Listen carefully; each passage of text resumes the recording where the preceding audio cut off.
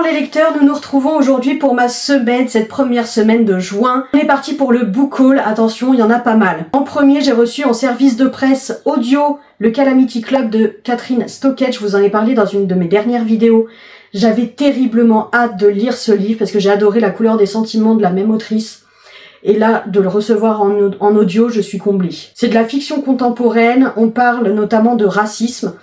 Donc très hâte de découvrir ça. J'ai acheté le tome 2 des Legacy of Gods de Rina Kent, donc God of Pain, que j'ai adoré en premier tome, God of Malice. Là, il est à 20 €, il est sorti chez BMR pour un peu plus de 520 pages. Dark Romance pour public majeur et averti, attention. J'avais adoré God of Malice. J'ai découvert comme ça la plume de Rina Kent et franchement, j'ai très hâte de découvrir le tome 2. De même, le tome 4 du dernier conte d'Alexiane Thiel qui est sorti chez Hugo Roman pour 19,95 €. Celui-là, il fait à peu près 450 pages environ. J'ai très hâte du coup de mettre un point final à cette saga. J'ai été un peu déçue du tome 3, à voir ce que me réserve ce tome-ci qui, je pense, va se pencher notamment sur le conte de Peter Pan. C'est pas forcément ce que j'apprécie, mais bon. Je verrai. Le café des bébés dragons de A.T. Créchy qui est sorti chez HarperCollins pour 19,50 €. Celui-là, je l'attendais avec tellement d'impatience.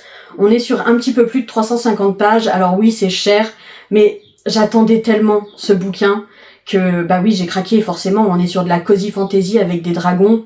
Que demander de plus? J'adore ça. De la saga Les Liens du Destin, j'ai pris le tome 3 en poche, Blood Bonds de Ghibli qui est sorti chez Vibes pour 9,50 €. Là, on est sur un livre qui fait 400 pages. J'ai très hâte de lire la suite. J'ai été un peu déçue du tome 2, mais le tome 1 avait été absolument incroyable. Donc j'attends de voir. Là, on est sur de la romantasy avec un harem inversé. Et en dernier achat de la semaine, je me suis prise Tante Dimity Détective de Nancy Atherton, qui est le tome 6 de sa saga, sorti chez Verso pour 14,90 €. Celui-là, il fait 300 pages à peu près. J'ai terriblement hâte de le découvrir parce qu'on est sur le premier meurtre de cette saga de Cozy Mystery. Au niveau de mon point lecture pour la semaine, écoutez... sur ma pile à lire du mois, j'ai lu 1 livre sur 8. Et au total, dans la semaine, j'ai lu 2 livres, dont une cozy fantasy et une romance. Ce sont pas des livres très gros, mais écoutez, j'ai profité vraiment de mes lectures. J'ai pris le temps. En premier, j'ai lu Rosace et Dragons de Yelena, qui est sorti chez Slalom, pour le prix de 19,95 €. Et il fait 380 pages à peu près. Je trouve déjà l'objet livre très joli, très beau. Et alors l'histoire, j'ai été happée tout le long. On va suivre Karl, qui est un ado et qui a une petite dragonne qui l'accompagne au quotidien qui s'appelle Brodevert. Karl, c'est l'enfant d'un célèbre vitrailliste de la ville et donc c'est l'apprenti de son père parce qu'il compte bien reprendre l'entreprise familiale. Le problème, c'est que Karl est très maladroit et en tant que vitrailliste, il faut de la minutie. J'ai adoré son dragon Brodevert qui a un caractère tellement drôle, tellement mignon. Elle fait que parler tout le temps, c'est une pipelette. Mais ça apportait vraiment la petite touche d'humour qu'il fallait. On va donc suivre un petit peu les péripéties de Karl, qui est un petit peu mis de côté par ses camarades de classe parce qu'il a un dragon femelle et non un dragon mâle qui lui a été attitré. Ce qui est quelque chose d'un petit peu bizarre. On va le suivre également au sein de sa famille, donc comment lui il se sent dans cette famille et comment il ressent un petit peu l'ambiance familiale, qui était très bien décrit, que j'ai beaucoup aimé. Et enfin, on va le voir évoluer à la période pendant laquelle la princesse du royaume a décidé de fuguer. Ça a été très doux, très sympa à lire.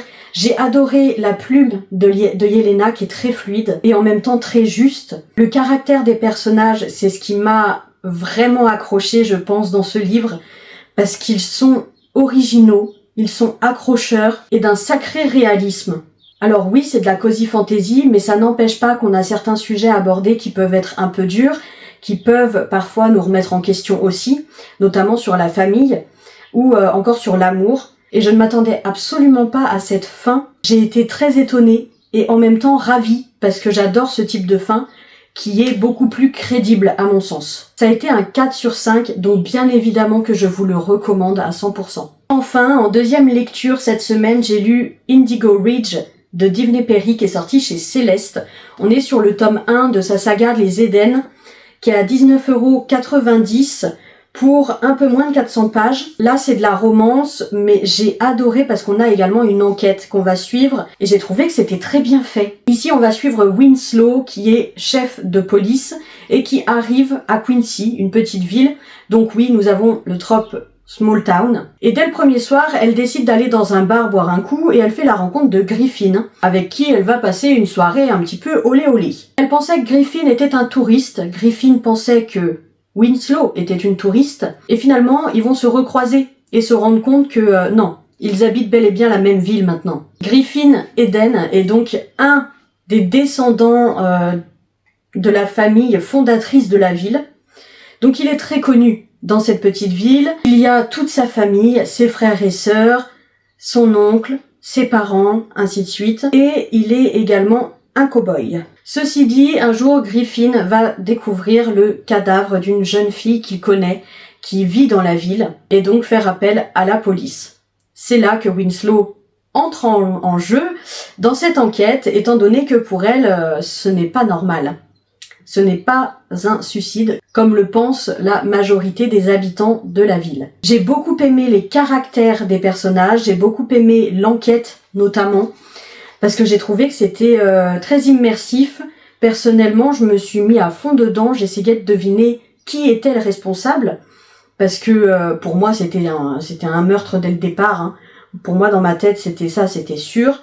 J'ai adoré aussi comment se construit la relation entre Winslow et Griffin, qui part d'un truc pas du tout sérieux parce qu'ils ont pas le temps à consacrer à une relation ou à une personne en particulier, qui veulent se concentrer sur leur travail, etc. Et qui petit à petit prend de plus en plus de poids en termes d'émotion. J'ai également apprécié qu'on aborde le deuil de parents, qu'on aborde la solitude, ce qui est pesant au quotidien pour une personne, et bien évidemment le poids de la famille, qui était très beau dans ce bouquin, que j'ai vraiment beaucoup aimé. On a une found family également, qui est très touchante, donc oui, c'est le premier tome, je sais qu'il y en a pas mal, mais clairement je vais la continuer et j'ai très hâte de lire la suite. Pareil, ça a été un 4 étoiles sur 5. Donc oui, une très bonne semaine de lecture pour moi, mine de rien. Et nous passons donc aux sorties de la semaine. Le 10 juin, nous avons L'Enchantement de la Reine Faé qui sort chez Corrigan, qui est le tome 2 des Reines Infâmes de Stéphanie Burgis. Je n'ai pas lu le tome 1, il fait partie de ma palle du mois exhaustive. Donc je verrai si je le tire au sort. Celui-là, il fera à peu près 400 pages pour 9,99 € en format numérique et 21,90 € en format broché. Le même jour, nous avons Fallen Majesty qui est le tome 2 de Delinda Dane. Donc c'est sa trilogie de romance qui est tournée sur la royauté, je crois. Moi j'ai le tome 1 que je n'ai pas encore lu non plus. Celui-ci, il sort chez Hugo Poche pour 8,90 € et il fera 592 pages. Également Noxious de Joyce Keaton qui sort chez Hugo Roman.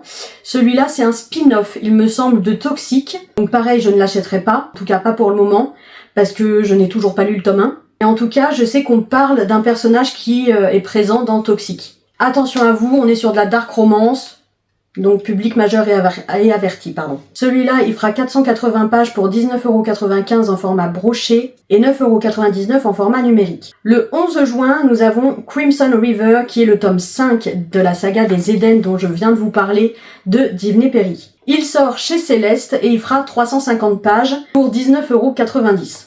Le même jour, nous avons Regard féroce, qui est le tome 2 de la saga d'Elsie Silver, qui sort chez Roncière. Celui-là sera à 20 € et 11,99 € en format numérique pour 407 pages à peu près. Et enfin, le 12, nous avons le tome 2, donc Harvest Season de Bryn Weaver, qui sort chez Verso. On est sur de la dark rom-com. Il fera 432 pages pour 19,90 € en format broché et 13,99 € en format numérique. Honnêtement, prenez-le en broché, ça vaut plus le coup qu'en numérique. C'est tout pour cette vidéo, j'espère que ça vous plaît toujours autant, que vous découvrez des livres, que ça vous donne envie également d'en lire certains. N'hésitez pas à me faire vos retours, je vous dis à tout bientôt, des bisous!